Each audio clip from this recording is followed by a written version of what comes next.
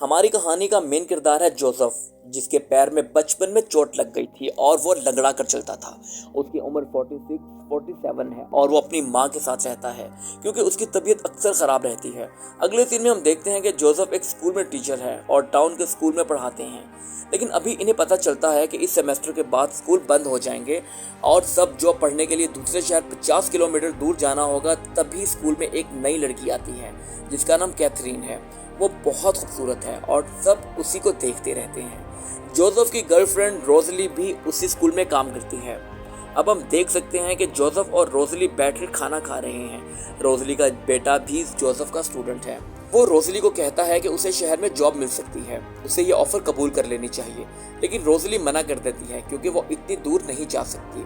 Joseph भी परेशान है कि वो स्कूल बंद होने के बाद क्या करेगा। रोजली उसे कहती है कि वो उसके फॉर्म पर काम कर ले, लेकिन जोसेफ को ये अच्छा नहीं लगता। जोसेफ और रोजली 6 साल से साथ हैं। रोजली जोसेफ से पूछती है कि क्या तुम मुझसे शादी करोगे, तो जोसेफ उसे कहता है कि मुझे छोड़कर मत जाना। वो उससे प्यार तो बहुत करता है पर कमिटमेंट नहीं करना चाहता। अगले दिन हम देख सकते हैं कि कैथरीन और रोजली का बेटा रॉबर्ट आपस में बातें कर रहे हैं, जहाँ कैथरीन रॉबर्ट से पूछती है कि क्या जोसेफ तुम्हारा बाप है, लेकिन वो उसे बताता है कि जोसेफ और रोजली का बस चक्कर ही चल रहा है। अगले दिन हम देखते हैं कि कैथरीन अपने बाप के साथ जोसेफ के घर जाती है। जोसेफ जानवर पालता है और टाउन के लोग अपने जानवर उसके पास रखवाते हैं। कैथरीन भी अपना घोड़ा उसके पास रखवाना चाहती है। कैथरीन का बाप जोसेफ जो पैसे दे देता है, लेकिन कैथरीन अपना घोड़ा इतनी जल्दी नहीं छोड़ना चाहती थी और उसके बाप को जरूरी काम था। तो जोसेफ कहता है आप परेशान ना हो, उसे मैं छोड़ दूंगा। कैथरीन बाप के जाने के बाद पूछती है कि क्या अगर मैं रोज यहाँ आऊँ तो आपको बुरा तो नहीं लगेगा। तो जोसेफ कहता है कि तुम जब चाहो आ सकती हो। कैथरीन कहती है कि आप बहुत अच्छे टीचर हैं। फिर जोसेफ उसे बताता है कि ये उसकी टीचिंग का आखिरी साल है। कैथरीन मुझसे पूछती है कि उसके बाद वो क्या करेगा, लेकिन जोसेफ को खुद भी इसका जवाब नहीं पता होता। लेकिन जोसेफ जो हंटिंग का बहुत शौक रखता है और फिर वो एक दिन हंटिंग से वापस आता है तो उसकी माँ को डॉक्टर देखने के लिए आया होता है। उसकी माँ को कैंसर है और उसके पास ज़्यादा वक्त नहीं है। अगर जोसेफ अपनी माँ का फिर से इलाज करवाता है तो वो 2-3 माह में मर जाए। वो अपनी माँ को इतनी तकलीफ नहीं देना चाहता था। अगले दिन जब जोसेफ स्कूल से वापस आता है तो कैथरीन वहाँ सोई होती है और फिर वो जोसेफ से उसी जगह के बारे में पूछती है। वो उसे बता रहा होता है कि जब वो अपने कपड़े उतारने लगती है जोसेफ को ये बात पसंद नहीं आती और वो चला जाता है, लेकिन रास्ते में ही उसका इरादा बदल जाता है और वो वापस आता है और कैथरीन से कहता है कि हमें अफेयर करना चाहिए और वो लोग एक दूसरे से मिल जाते हैं। और फिर जोसेफ कैथरीन से पूछता है कि तुम्हारे पहले भी बॉयफ्रेंड होंगे। कैथरीन कहती है कि बिल्कुल थे, लेकिन तुम इन सब में बेस्ट हो। अगले दिन जोसेफ और रोजली बैठे होते हैं तो तब जोसेफ और कैथरीन के साथ बिताए लम्हात के बारे में सोच रहा होता है। रोजली से पूछती है तो वो कहता है कि मैंने हमेशा तुमसे प्यार किया है। रोजली ये सुनकर खुश हो जाती है और फिर रात में स्कूल की मीटिंग होती है जिसमें वो लोग कहते हैं कि जो पढ़े लिखे टीचर हैं उन्हें हम पढ़ाने के लिए शहर भेजेंगे। जोसेफ के पास डिग्री नहीं होती, लेकिन वो यहाँ बहुत अरसे से पढ़ा रहा होता है और इसके पास तजुर्बा था, लेकिन इस बात से फर्क नहीं पड़ता था। वो लोग जोसेफ को जॉब नहीं देते और वो उन्हें गालियां देकर आ जाता है। अगले दिन रोजली कहती है कि अब हमें शादी कर लेनी चाहिए। तो जोसेफ कहता है कि मैं सिर्फ तुम्हें खुश करना चाहता हूँ। वो कहती है कि मैं खुश हूँ। तो जोसेफ पूछता है कि क्या तुम अपने एक्स हस्बैंड से भी ज्यादा खुश हो। इस बात पर वो कोई जवाब नहीं देती। अगले दिन कैथरीन फिर से जोसेफ के घर आई होती है। वो वहाँ रोज आती है और वो दोनों अपना अफेयर जारी रखते हैं। उस दिन जोसेफ की माँ को देखने फिर से डॉक्टर आता है और वो जोसेफ को बताता है कि कैथरीन के बाप को भी हंटिंग का शौक है। उसने एक वोल्फ देखा है और वो डॉक्टर अपनी गन जोसेफ को दे देता। और फिर जोसेफ की माँ उसके लिए परेशान होती है तो वो उसे कहता है कि मैं बहुत खुश हूँ, इतना कभी भी नहीं हुआ। अगले दिन जब जोसेफ स्कूल से आ रहा होता है तो उसे वो वुल्फ नजर आता है और फिर जब वो घर आता है तो उसकी माँ कहती है कि रोजली मेरे पास आई थी और उसने मुझे बताया था कि तुम उससे शादी नहीं करना चाहते।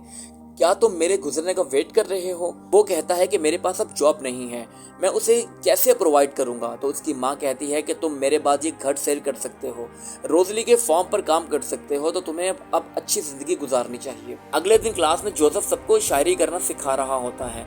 जब वो कैथरीन को भी कहता है तो वो आगे से कहती है कि हमारे ज़हन में जो भी हो उसे देख कर करने के लिए असल में होना ज़रूरी नहीं होता।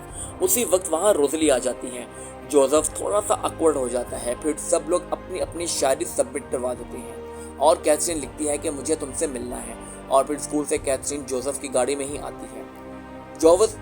जोसेफ इस पर गुस्सा होता है, कहता है कि स्कूल में मेरे साथ फ्लर्ट मत किया करो। कैथरीन ने जैसे जोसेफ को फौरन बुलाया था। जोसेफ को डर लग रहा होता है कि कहीं वो प्रेग्नेंट ना हो। वो ये कहती है कि लेकिन जोसेफ को यकीन नहीं आता और फिर वो मजाक में हाँ कह देती है। तो जोसेफ गाड़ी से बाहर निकल आता है। कैथरीन रोड पर उसे मनाने लग जाती है और घर जाकर वो एक दूसरे से मिल जाते हैं। अगले दिन जोसेफ के पास कैथरीन का बाप आता है और कहता है कि मैं भी एक हंटर हूँ, हमें साथ शिकार पर जाना चाहिए। वो दोनों साथ चले जाते हैं तो वो उसे बताता है कि वो सिर्फ इतना ही शिकार करता है जितनी उसे जरूरत हो, और एक उसने क्रोटोंग नाम का एक जानवर देखा जो कुत्ते जैसा दिखता है। जोसेफ ये सब फील कर रहा होता है और डर लगता है कि अगर कैथरीन के बाप को पता चला तो क्या होगा। अब वो घर आता है तो उसकी माँ की तबीयत और भी ज्यादा खराब हो रही है। कैथरीन जोसेफ से पूछती है कि क्या तुम रोज़ली से शादी कर लोगे, तो वो उसे कहता है कि तुम हमारे अफेयर का किसी को मत बताना। तो कैथरीन प्रॉमिस कर लेती है और वो अब जब मिलते हैं तो डॉक्टर उन्हें देख लेता है और वो जोसेफ से कहता है तुमने ये एक हमाकत की है। तो जोसेफ उसे कहता है कि मुझे अब मज़े आ रहे हैं, ये ज़िंदगी में पहली बार हुआ है कि मैंने रिस्क लिया है। और फिर जोसेफ देखता है कि कैथरीन और रॉबर्ट आपस में क्लोज हो रहे हैं और फिर एक दिन वो दोनों किसी होटल में जाते हैं जहां रॉबर्ट और कैथरीन भी खेल रहे होते हैं।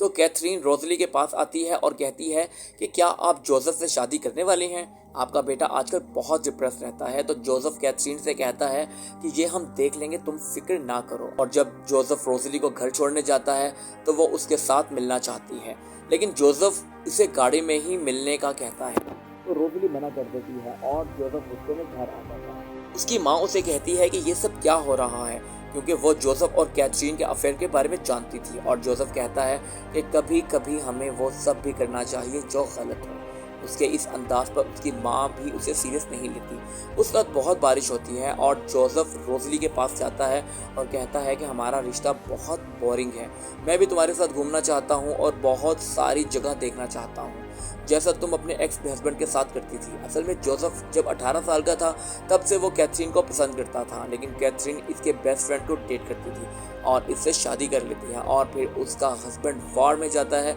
जहां वो मर जाता है और जोसेफ सारी जिंदगी उन्हें देखकर जेलिस होता है और अब वो कैथरीन के साथ वैसी लाइफ गुजारना चाहता था जैसा उसने ख्वाब देखा था। इसे अपने दिल की बात बताने के बाद वो दोनों मिल जाते हैं। उसी रात जोसेफ की माँ भी मर जाती है। जनाजे पे सबके खतों के जवाब रोज़ली दे रही होती है और कैथरीन के खत से उसे जोसेफ और कैथरीन के अफेयर का पता लग जाता है। वो बहुत गुस्सा होती है और जोसेफ उसे कहता है कि तुम्हारी वजह से मेरे भी बहुत से साल खत्म हुए, मैं अपनी यंग लाइफ एंजॉय करना चाहता था। इस बात पर बात और बढ़ जाती है और रोज़ली वहाँ से चली जाती है।